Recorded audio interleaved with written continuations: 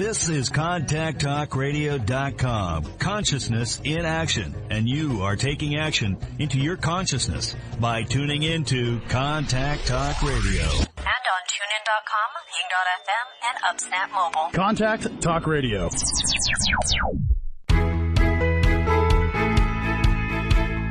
Welcome to Life Mastery with Todd Allen, the talk radio show that dives into the science of higher consciousness. Join Todd and his guests weekly at 10 a.m. Pacific Time and learn how to live a peaceful life with intentional mastery. Enjoy a survey of inspiring topics such as abundance, intention, health, manifestation, love, and transformation. It's all right here. Leading authors, speakers, coaches, entrepreneurs with stories and messages to support your well-being, let alone your most evocative dreams.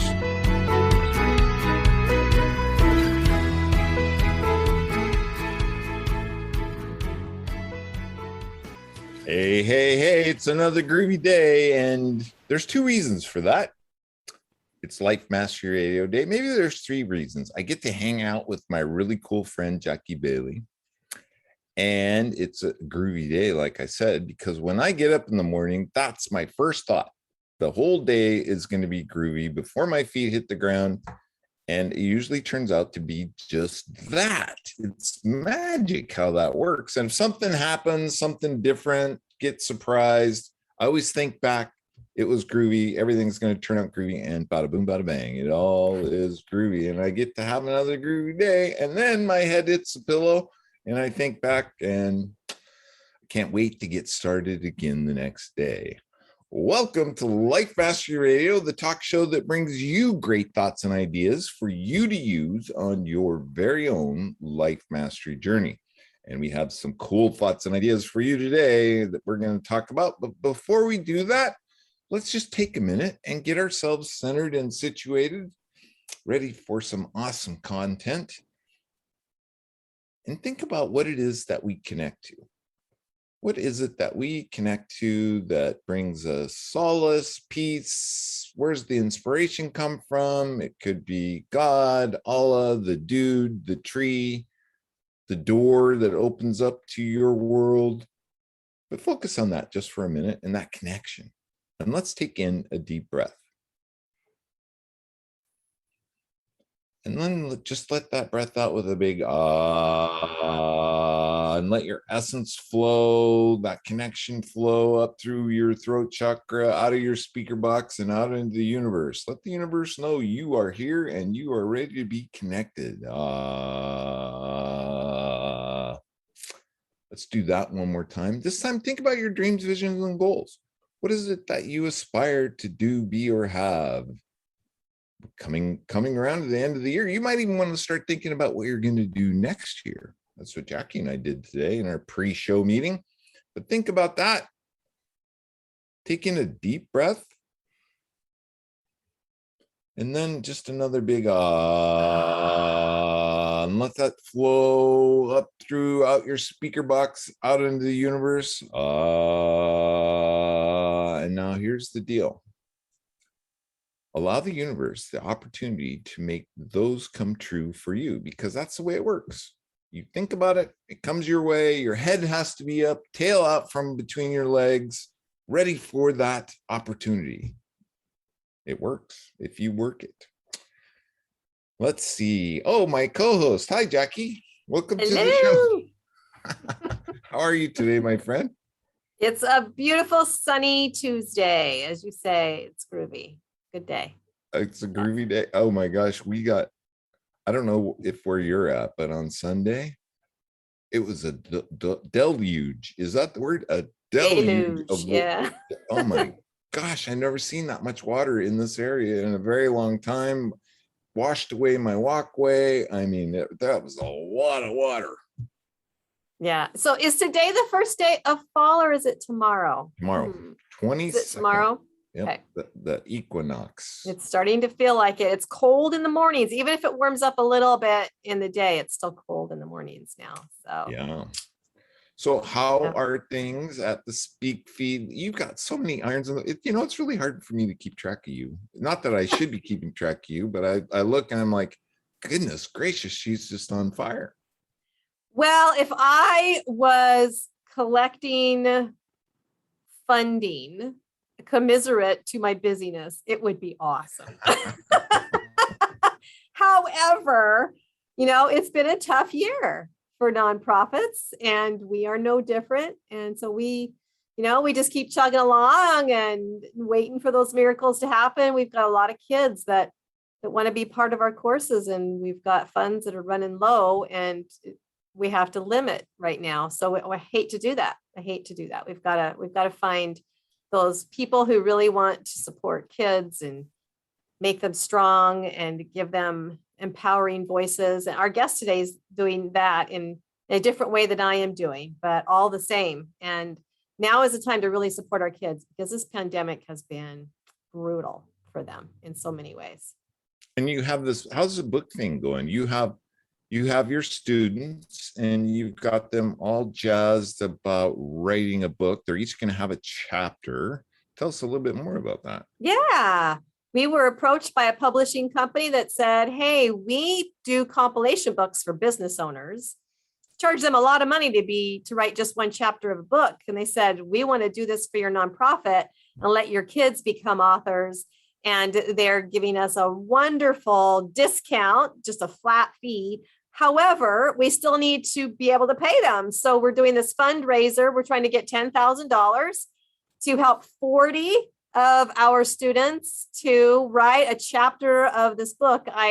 I'm doing some workshops for those who are interested to help them hone in on what their chapter could be about. Cool. And I worked through some exercises with some students the other day, and they came to the workshop not having any clue what they had to say in a chapter of a book.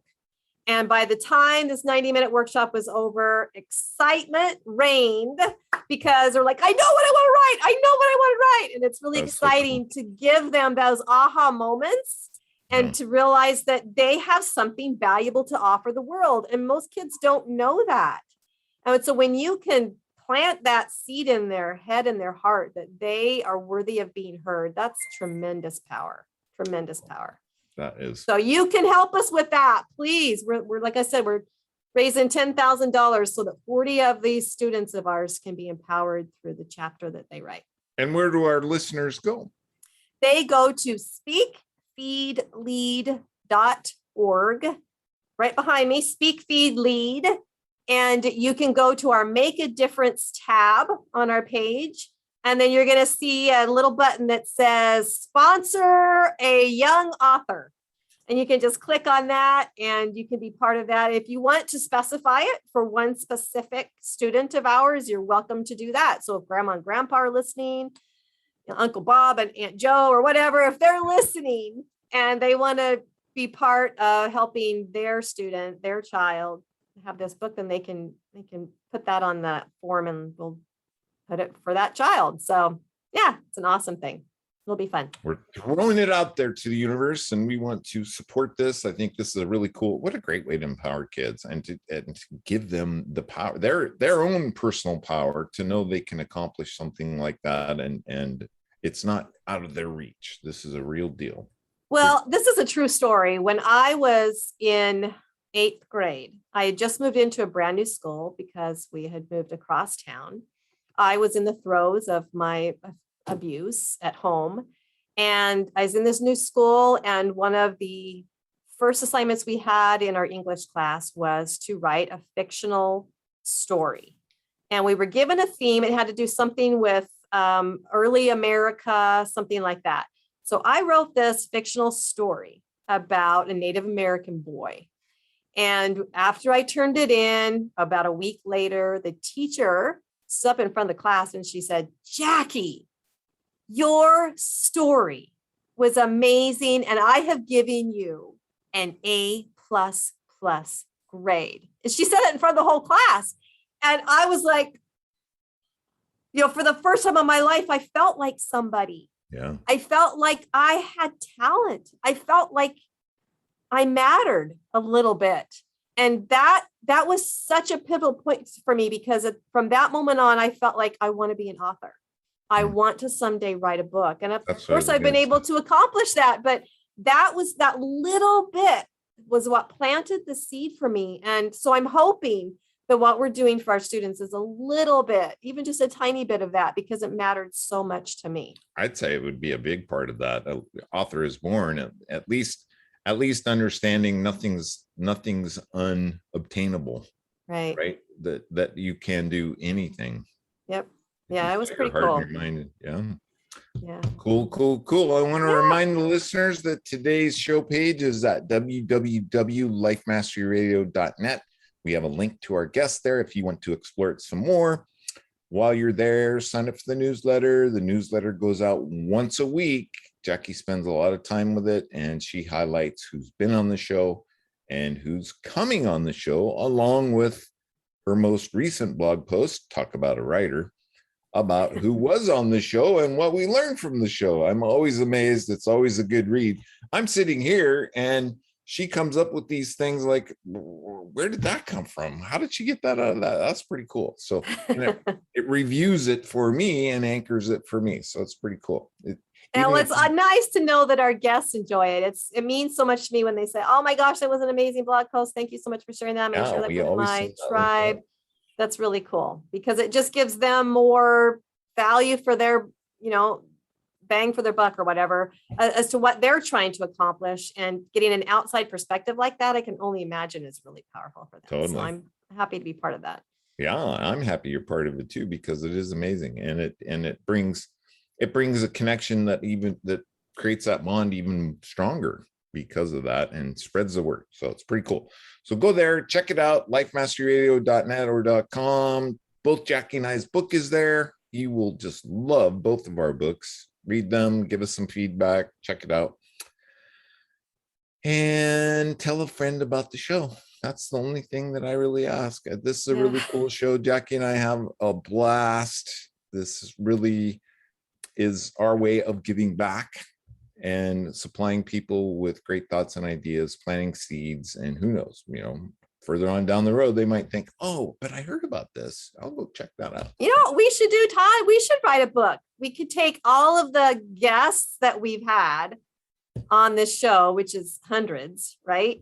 And we could do some narratives about what they taught us, how it's affected us. I mean, that could be a really cool book. The content is all there. It's all there. It's just a matter of organizing it. Yeah. Maybe that should be a goal for next year too. Absolutely. 2022 is going to be awesome possum. Okay. we have a guest standing by. She's got this big, huge smile on her face. And let's see, this is Jackie's guest. So guess what? Jackie has the introduction. Take it away, Jackie Bailey. Yes, I am always delighted to meet people who are empowering children because, that's dear to my heart. And many times we recognize that bullying is happening in school, and it has long been known that the way we're approaching that is not working. So finally, our guest today has an actual tool that does help bullying. And so Kelly Karius is the creator of the key method of communication, and a large part of that is the no such thing as a bully system. It's one of the key pieces of that program. And she also has books which she has written, which includes This Is Out of Control, a practical guide to managing life's conflicts. She's also written Burgerslinger. That sounds like fun. And No Such Thing as a Bully, Shred the Label, Save a Child. And that is for parents, certified facilitators, and schools. So she's not just supporting kids, but she's also helping parents, teachers, and school personnel understand more about bullying, how to identify it and help with that. So Kelly has won an award for ethics in business from the Better Business Bureau and a Government of Alberta Person of Inspiration Award. Yay for her work in the area of bullying. Welcome the author of No Such Thing as a Bully today, Kelly Karius. Woohoo! Welcome, Kelly. Thank you so much for having me. I'm so excited to be here. Well, we are excited you're here. And I've got to say that your book meant a lot to me because I think I have been bullied for sure. Most of it was in my own family, but I was bullied at school as well. I also recognize that I was probably a bit of a bully as a defensive tactic against the bullying that had occurred to me. And I also, the biggest regret I have in my life is when I observed bullying happening and I did nothing to stop it. So tell us a little bit about how your work can help each of those different perspectives for the person involved in that to be better and to change. Yes. Oh my goodness. Your words just brought to mind a gazillion stories. So the labels, the way that we sway between the labels, like when we are bullied for so long. For me, I was bullied kindergarten to grade 6. And then I came back in grade 7 with a jean jacket and my fists clenched, and I beat up a boy in the boys' bathroom. And I was not bullied again. Now, depending on, which period of my life you look at, you're going to label me differently. But if you look at the context of someone's life, which is really what we need to do, start mindfully looking at the context of someone's life and see what strengthening tools they need. That changes the whole conversation. And then we don't know what to do. We don't know what to do when we see bullying. We don't know what to do when we see racism. In a lot of cases, somebody might get mad about this, but in a lot of cases, when we see it, we also see a reflection of ourselves, and we don't know how to manage that. So we see somebody saying something that maybe we've had a thought about in our darkest, most private moments, and now we don't know how to face that. Right. And so we're not going to do anything in the moment. And if we're not trained, if we're not practiced in knowing what to do, we're also going to do nothing. So a lot of no such thing as a bully is about, really incorporating these skills and using role plays as adults and then with children to practice them and to incorporate them so that when you're in that situation, you can be like, okay, yeah, I know what to do. I've practiced this. These words are on the tip of my tongue. Yeah.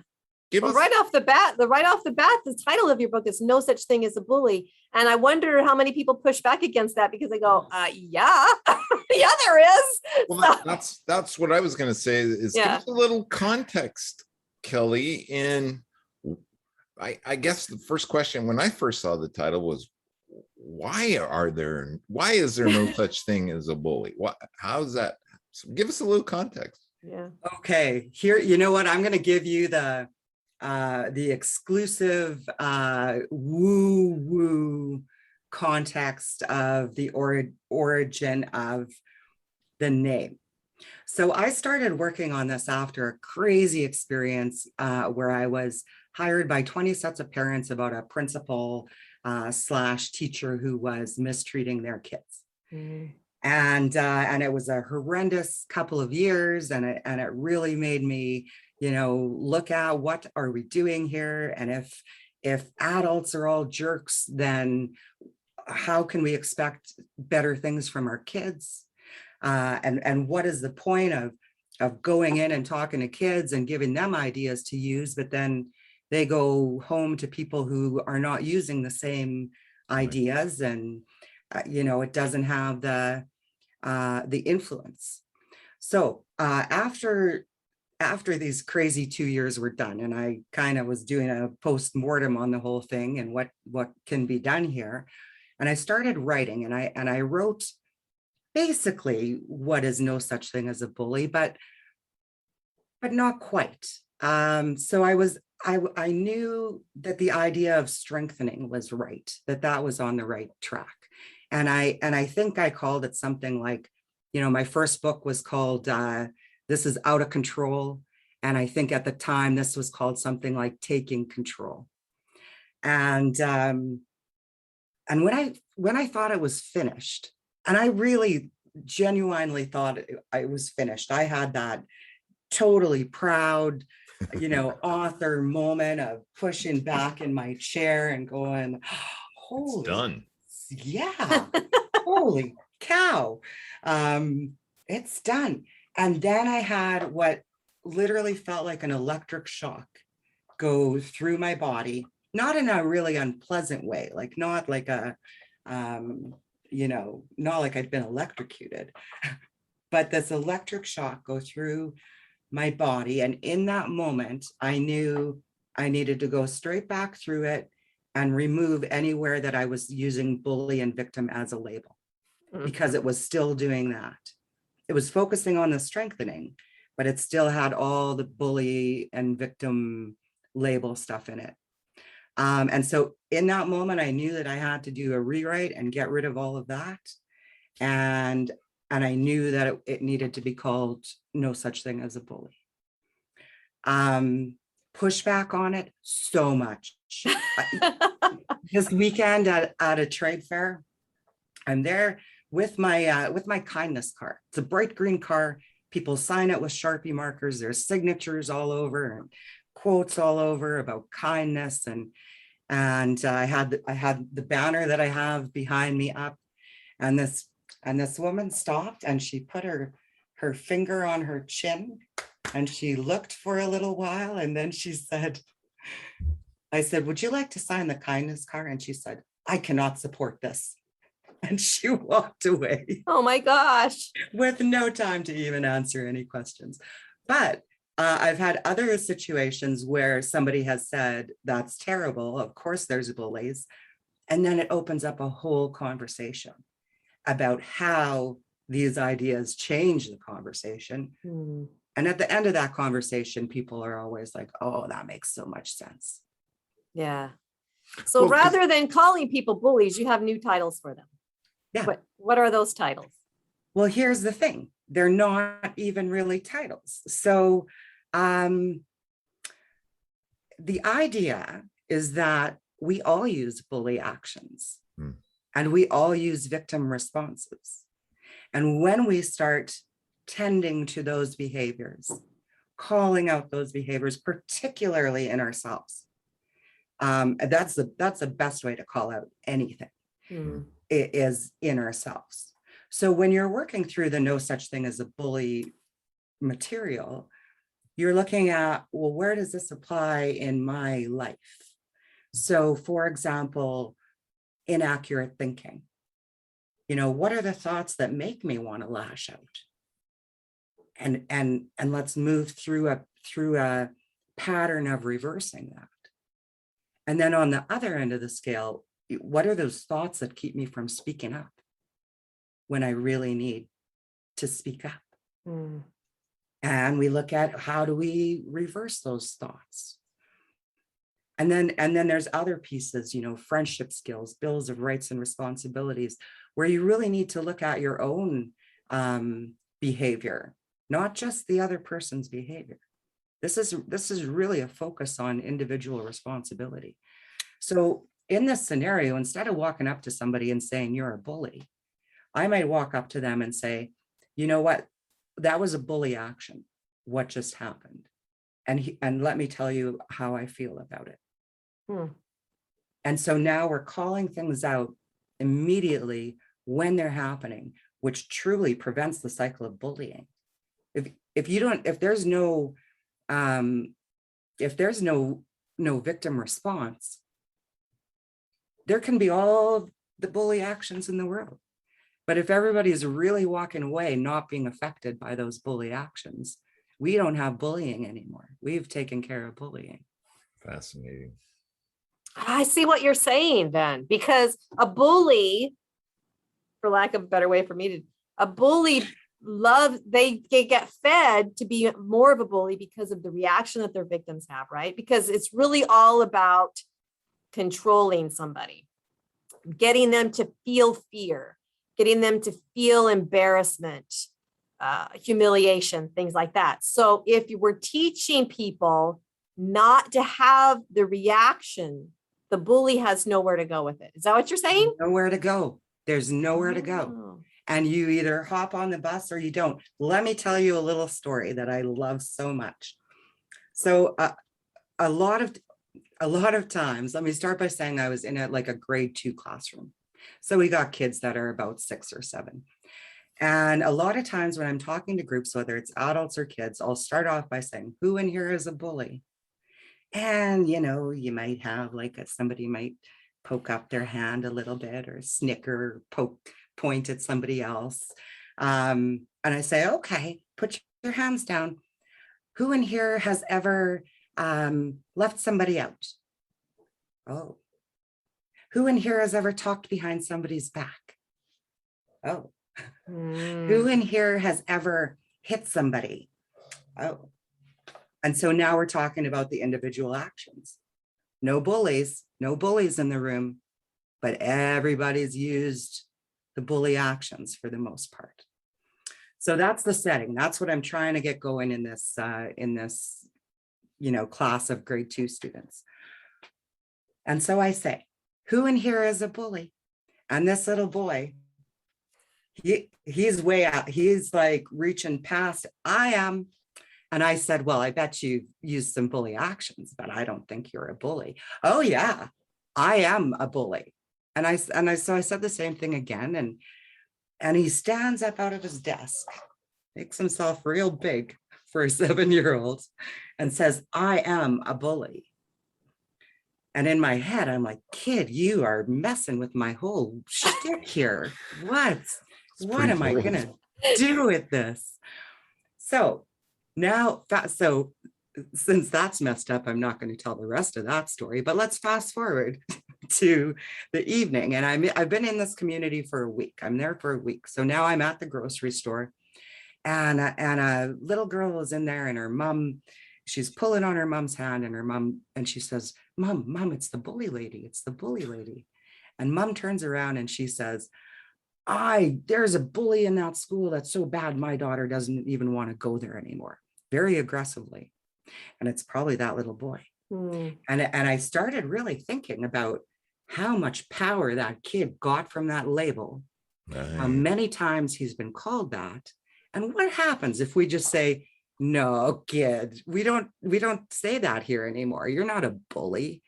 You're a 7-year-old boy who's using bully actions. Well, we pull that power immediately away. Fascinating. Wow. So I'm curious, based on the traditional approach to this problem, which is pointing fingers, creating labels, and trying to resolve that, versus your system, what kind of results have you been getting? Great results. So I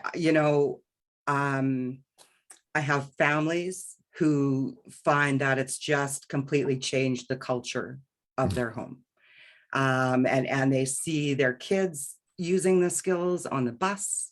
They see, through many years, they see kids growing up and using the strengthening tools, using the anxiety equation, using the inaccurate thinking tools in so many areas of their life. It's completely strengthening.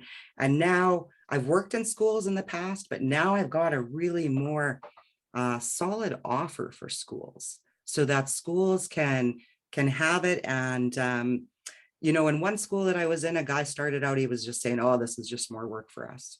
And I'm like, no, it's really meant to simplify things. And by the end of my time there, he said, this is going to be in our school for generations. So that's what I want to affect now in schools. Yeah. Go ahead, Jeff. Todd. Well, I was just going to say, bullying is kind of a rite of passage, right? I mean, kids, when they're in school, they have to learn how to work through these relationships with people. That's part of the social engineering of school. It's not always pleasant, but it's something that if we don't learn young, then chances are we're going to grow up with with skewed perspective of how to treat people and whatnot. So now with the internet and social media, it has exacerbated this problem so much, because now you're not just bullied in person, but you're bullied 24/7, even when school is out, even on the weekends when you don't see any of your school friends. So how does this system help the kids who are being bullied? Let's look at the kids right now who we would call victims, before, but now we're calling this a victim response, perhaps. Tell me if I'm wrong, but what are we doing to help parents to identify this is happening to my child, and what resources do we give them to help them work through that with their kids? Because it's so dangerous. There's kids committing suicide because of this. Yeah, right? Absolutely. I love the question. Thank you. Fantastic question. So here is the thing about no such thing as a bully. In a lot of ways, we get really complicated when we start asking, well, what do we do about cyberbullying? Well, what do we do about bullying at work? Well, what do we do about bullying at school? Well, what about sibling rivalry or sibling bullying? We sort of overcomplicate it. Now, you need to know the signs that your kid's being cyberbullied. It could be things like not letting you near their social media sites, closing down their computer when you're coming near. It might be a quick emotional swing while they're looking at their phone. You might see withdrawal. You might see more internet use because of just kind of getting obsessed with what is happening there. So we need to know what those signs are, but the solution is always strengthening. It's always strengthening. It's always reversing those inaccurate thoughts. It's checking in to make sure, to see what kind of thoughts are you having about yourself. Are you jealous of friends? Do you how's your self-image stuff going? Are you spending a lot of time on Snapchat? So being able to have those conversations is a part of that strengthening piece. And then being able, as an adult in that important child's life, being able to have the tools to be able to offer them. Okay, so you're anxious about this. Well, look, right here is a lesson about the anxiety equation. Let's look at this. Let's see what it's all about. We can do it together, especially with older kids. So the answer, no matter what the circumstances, no matter what the kind of bullying, the answer is the strengthening tools. Well, that's what your book's all about. So your book is filled with 22 exercises in life skills. Is that right? 22 of them? 25. 25 of them. I call them bully-proofing protections. But they're life skills. They don't necessarily apply. That's what I found. So you've taken this niche and you've kind of applied it. This is the instruction booklet that we didn't come into this world with, or that we're not given when we get kids, right? So here is a very useful tool to start to teach us and train us about introspection, right? And what triggers us? Why is this happening? Why am I triggered when this happens? What is the deal here? Did I get it? Do I get the prize? Yeah, absolutely. Because the only thing we ever have control of is finding out about ourselves, right? Is strengthening ourselves, is planning our own goals. And from there, the interactions we have with other people, they affect us as much as we let them. And we just need the tools. Like, so often kids will tell 3 times before they try to handle something themselves. And so when they come to an adult and the adult says, just let that roll off, but doesn't have any punch him in the nose, Johnny. Yeah. Just punch him in the nose. That's another one. Don't be a wimp, you know, and boom, all 3 times now they're all used up already. And you're Yeah. putting So a what's a label. kid going to do? He's going to try to handle it himself. So this is about more than just bullying. You know, this is about adults having all the tools they need to have all the conversations they need to have with kids. And there's material for homes, for parents, and there's also material for schools and groups, because some kids aren't going to get it at home. So let me see if this is right. So this is a book a parent could have, and it's not that parent needs to teach kids or use this as a you know, here, we need to do this, we need to do this. This is a tool that a parent then starts to utilize and put it in practice and have the tools to have that discussion with that child. So there really isn't any action. It's just a change in how you approach these issues. Yeah. And, you know, I mean, the action is as deep as you want to take it. So, so this is the little book for parents, you know, and things like managing your fight or flight response. So you have a look at that. You're going to evaluate, is this an issue for you personally as an adult? Is this an issue for your kid? What am I willing to do about it? And a big part of all of this is, you know, it's really simple. If you come on board with no such thing as a bully, you're supported with a membership. And it's like the best time to plant a tree is 100 years ago, and the second best time is now, right? Right. So grab on, and maybe you just learn that, hey, if I take 3 deep breaths a day, that helps calm my fight or flight response. But maybe you also start looking at the kind of music you listen to and the kind of music your kids listen to. That's one of the exercises in there. And how does what we're listening to affect our fight or flight response? And then there's another exercise where maybe you take it a little deeper and you start looking at, oh, how do the thoughts I have affect my fight or flight response? Because every, you know, thought we have can create that. And then a little later in the book, you're gonna find ways to increase your serotonin. So now, just through some little, you know, activities, shifts, a little bit of knowledge, you're making huge changes. Well, I love the fact that you have validated the importance of conversation.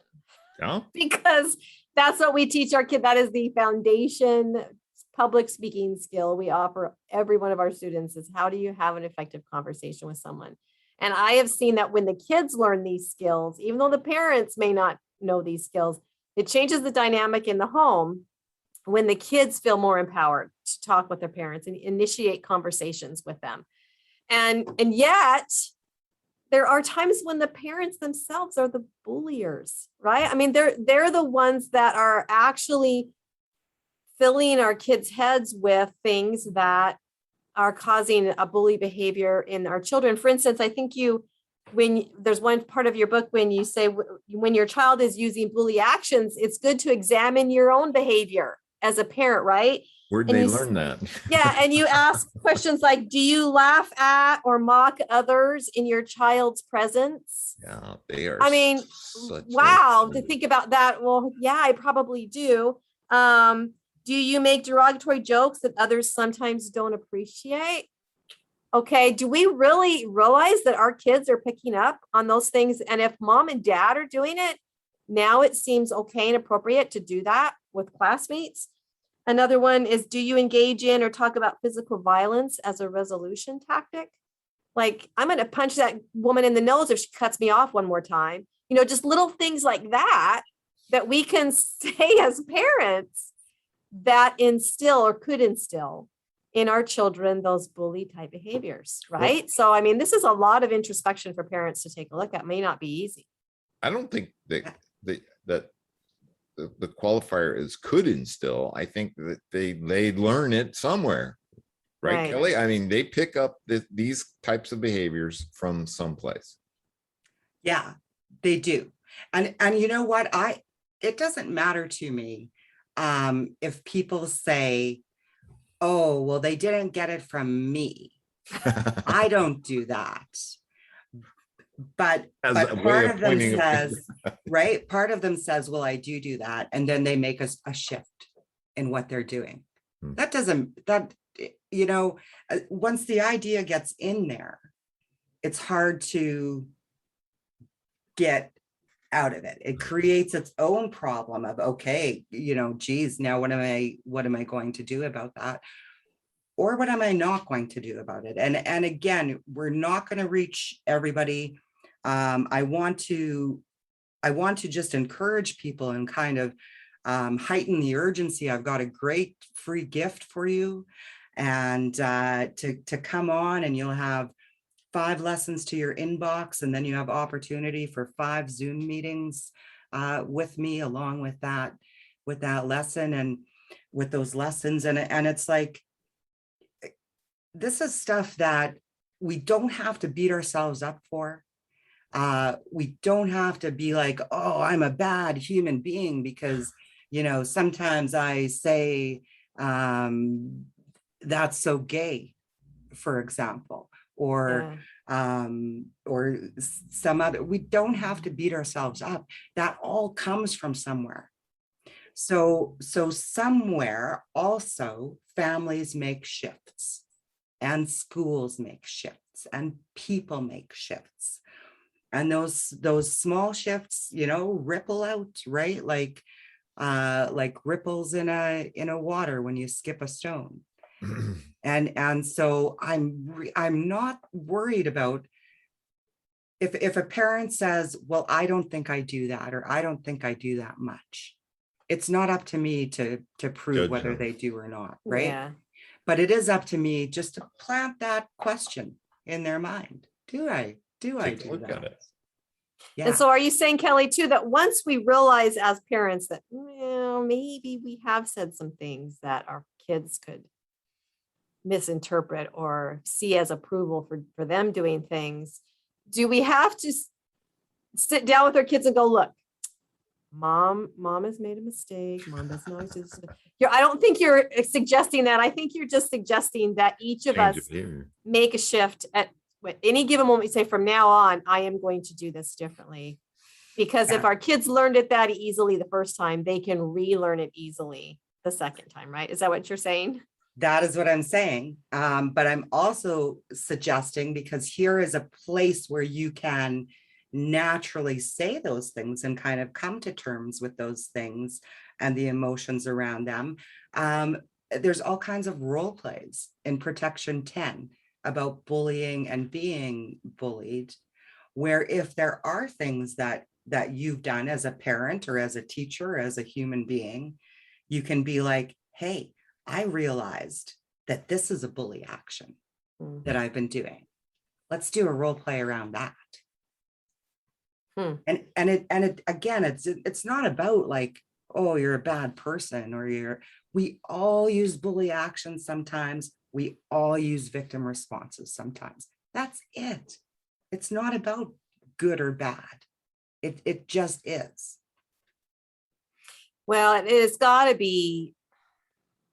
I mean, there's so many movies and TV shows and books we read, which influence even us as adults. Don't forget about games, right? Jack. And games are horrible because all the kids play these games. And I think, I was a young mother at one time too. And I remember how glorious it was to just sit the kids down in front of the TV for a little while I made dinner. It was like a babysitter. And I know that games are considered that now. It's easy to get, once kids come home from school, give them a little break time, let them go play some games. But that can affect the rest of the day, because depending upon what they're playing, they're going to get their mind set on something. And so this involves the entire family, right? But it sounds to me like your program is also really beneficial for schools. So how do you get teachers to make the shifts that you're asking them to make? Because our kids are with them far longer every day than they are at home. So that's an important aspect, right? Yes. So here's the magic. of no such thing as a bully is that it is a system. So when I offer a membership to schools, that means that I bring them into the no such thing as a bully support community for 2 years. We certify 5 people associated with that school. So that could be staff members, that could be parents, that could be high school students. And so we certify those 5 people to be working together in that school and supported by the No Such Thing as a Bully community online, to be learning more and more throughout the year and gaining ideas and having opportunity to ask questions. And what that allows to happen, along with a new policy for schools that gets discussed with teachers and with parents, and along with the parent memberships, that sets up a scenario where this becomes much less work for the teachers. Teachers are powerfully, our expectations are crazy. You know, one time I was in a school, it was a kindergarten room.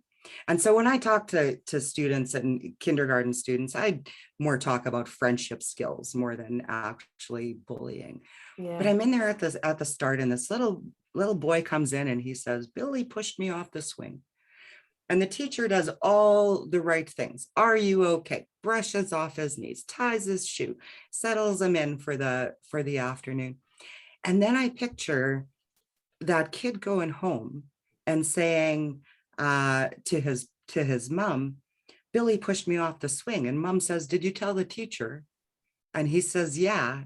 And she says, "They don't do anything about bullying in that school." Right? That is a totally viable scenario. So we need to have a system where there's people who are trained to deal with bullying situations, where parents are trained to coach their kids through conflict.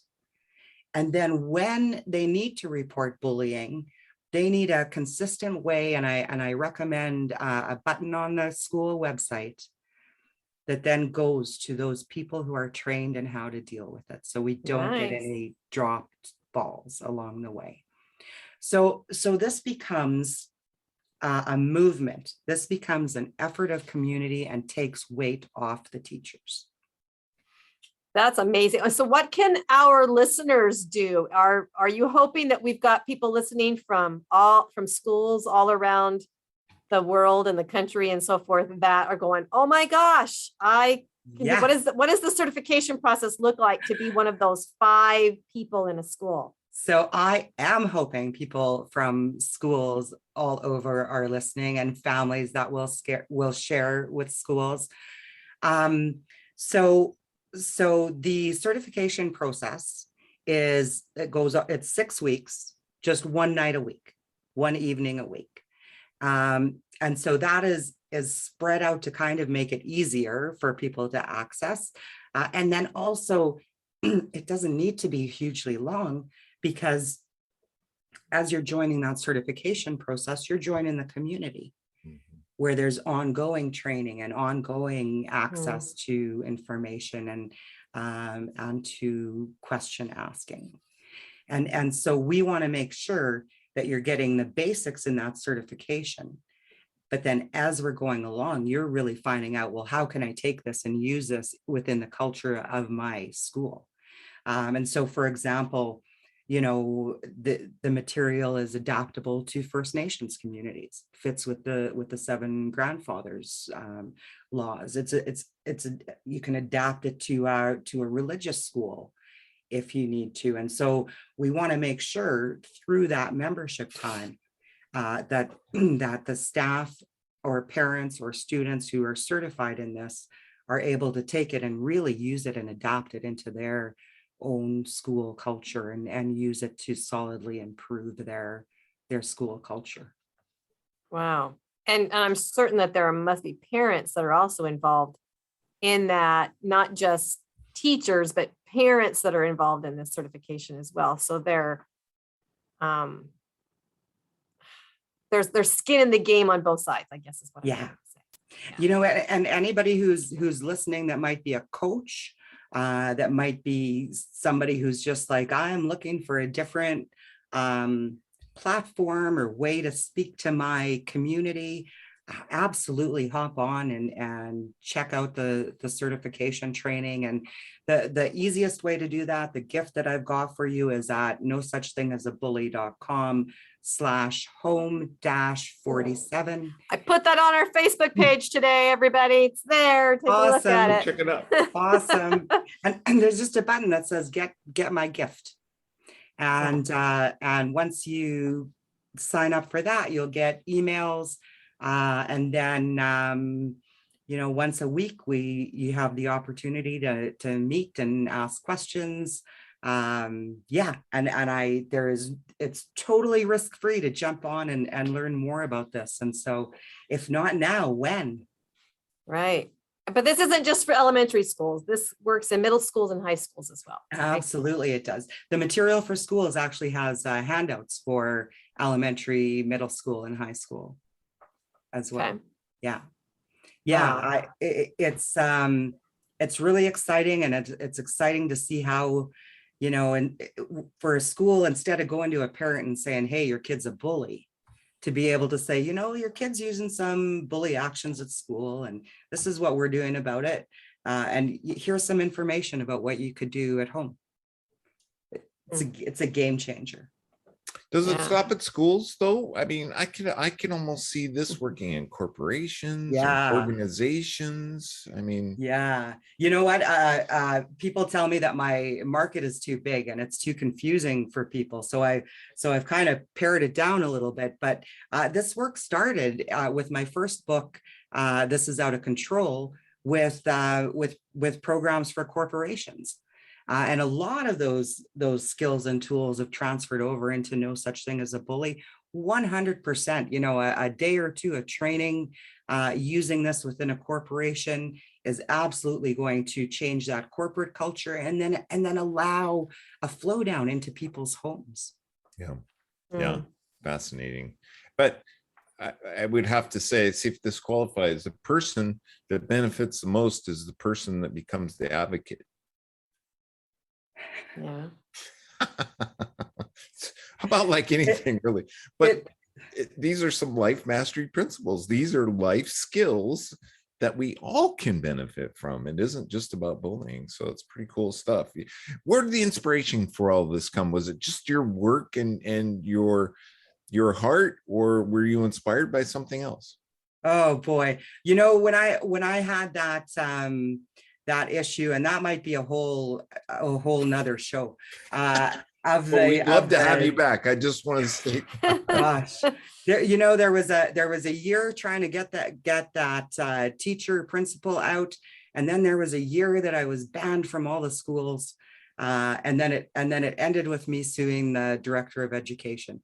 And there's no way that all that can happen without a person, really looking at it and being like, holy Hannah, what is happening here? And then you just really started looking at some of the issues at that time. Dawn Marie Wesley in BC, and the first charges that were happening for bullying, and my attention just really got attracted to it all. And what an amazing outcome. I'm just thrilled to be talking about No Such Thing as a Bully now. Well, it's those challenges that start you on your mission, right? They give you a purpose, and that we hear that over and over again, don't we, Todd? That's sweet, dude. It's really awesome. Oh my goodness, ladies, we only have about 3 minutes left. Thank you so much, Kelly, for showing up as you and your book and your system, because I think this has the opportunity to make great change in the world. And we just have to put it out there. We just have to get it out there and keep up the great work, because it's really cool. I'm getting a message from my engineer, says she should do a podcast. Oh. Well, you know what? Let's talk, because I think that Don't there's say a that to lot- Cameron. He'll be connecting with you all over. That's No, right. for sure. There is a lot You here just, to do, you just made the podcast. open-ended comment there. There you go. Thank you. there's our engineer jumping in there. Thank you again, Oh, Kelly. Thank you so much for this opportunity. I really, really appreciate all of you. Thank you so much. Oh, And wait, thank did you to have a everyone blast today? listening. Pardon? Did you have a blast? I did have a blast. Hey, that's our I objective. did have That's a what blast. Jackie and I You know, it's like you said at the beginning, fireside conversation, and fireside chat, and yeah, I think you guys are doing a great job here and a great service for people to come on and share their words. So Thank you, Kelly. awesome. Yeah. That's awesome. Great. Thank you so much. And I hope you'll come back. Jackie and I'll I'd keep you love on to. our Maybe you can come so much- on. Maybe you can come on my new podcast. Ah, Yay! Jackie does that. Oh, that's about all we have time for today, except I got to ask Jackie, any takeaways quickly? Only 2 minutes left. I think I have less than that. Looks like we're done. But she addressed the bully actions. She addressed the victim responses. And I'm guessing that her program also addresses the bystander behaviors, which is one of my biggest regrets. So I'm going to tune into that a little bit more deeper and see how I can get over that regret. So thank you, Kelly. I appreciate it. Thank you. Strengthen Thank you both. everyone. Bye-bye for now. Remember, make it a great day. It's all about choice. See ya. Right. Bye, everybody. Thank you for tuning in to Life Mastery with Todd Allen, the talk radio show that dives into the science of higher consciousness. Join Todd and his guests weekly at 10 a.m. Pacific Time and learn how to live a peaceful life. For more information on Todd and his guests, visit his website at www.lifemasteryradio.net. That's www.lifemasteryradio.net.